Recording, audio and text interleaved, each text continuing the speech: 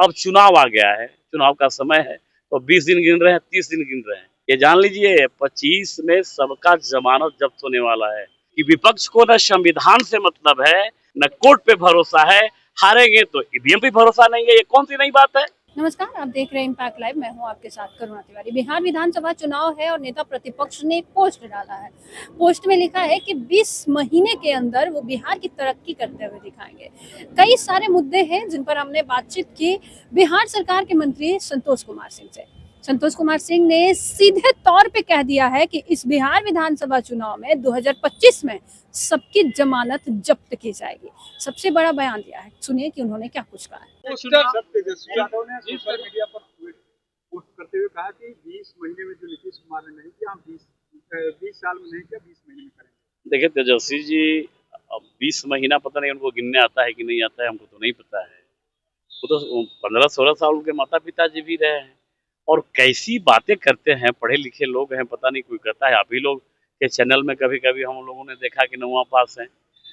मुख्यमंत्री के बिना रहते हुए सबको पता है कि मंत्री परिषद का चेयरमैन मुख्यमंत्री होते हैं और बिना मुख्यमंत्री के डिसीजन से कोई मंत्री काम कर सकता है क्या?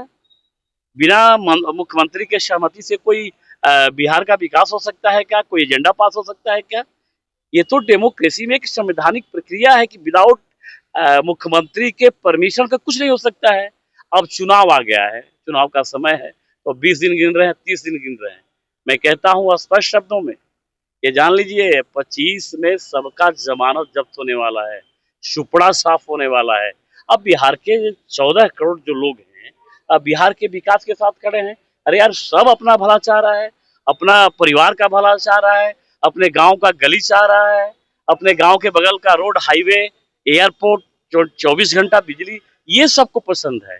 अब जाति पाति, लाठी पियावन रैली, ये सब आप में कोई भरोसा नहीं रखता। अब चाहे कुछ भी कर ले, अब तो किसी ने कह दिया, हम तो नहीं कहना चाहते थे, लेकिन कभी अब सुन रहे हैं कि मोहम्मद तेजस्वी यादव, मौलाना तेजस्वी यादव, ये सारा नौटंकी करने से कुछ होने जाने वाला नहीं है। बिहार की जनता एनडीए के साथ है, सुशासन के साथ है, बिहार के विकास के साथ है, बिहार विकसित हो उसके साथ खड़ी है। आप थोड़ा पेशेंस रखिए, 3 महीने का बात है, बहुत ज्यादा दिन की बात नहीं है। 4 महीने में प्रचंड बहुमत के साथ एनडीए की सरकार माननीय मुख्यमंत्री आदरणीय नीतीश कुमार के नेतृत्व में बनने वाली। केजरीवाल ने बिहार की सभी सीटों पर चुनाव लड़ने की घोषणा। तो बढ़िया है, वो पूरे भारत के सभी सीटों पर लड़े, कौन मना करता है?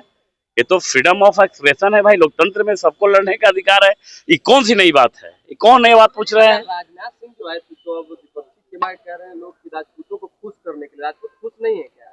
अब देखिए, इस विषय का जवाब तो जो लोग कर रहे हैं उनसे पूछ लेना चाहिए था आपको। क्या लगता है? हमको नहीं लगता है। ये तो भारतीय जनता पार्टी की एक रूटीन प्रक्रिया है कि प्रदेश की कार्य समिति होती है और प्रदेश कार्य समिति में पार्टी के बड़े नेता आते हैं।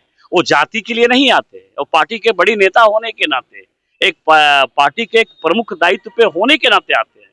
अगर इसमें भी कोई किसी को जाति दिखता हो, ऐसे इशू पे जाति दिखता हो, ऐसे इशू पे चुनाव दिखता हो, तो उनकी मर्जी, लेकिन इससे भी उनका कोई भला होने वाला नहीं है। कल असमंजस की स्थिति नहीं थी क्या? अश्विनी चौबे भी मंच छोड़कर चले गए, वहाँ राजपूत भी एक तरफ नाराज हैं, ब्राह्मण भी ऐसा नाराज। कहीं अब पता नहीं आपके चैनल के माध्यम से कौन नाराज है, कौन खुश है, हमको नहीं पता है, लेकिन कहीं कुछ नहीं दिखा, कहाँ कोई कुछ दिखा।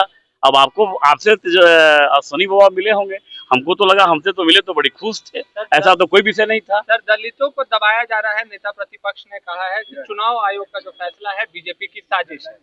क्या चुनाव आयोग का फैसला है जो बीजेपी की साजिश है? मतदाता पुनरीक्षण का काम यार हर 20 साल पे होता है। 2003 में हुआ था, अभी हो रहा है, एकदम बिल्कुल हो जाएगा। मेरे इलेक्शन कमीशन सर्कस है।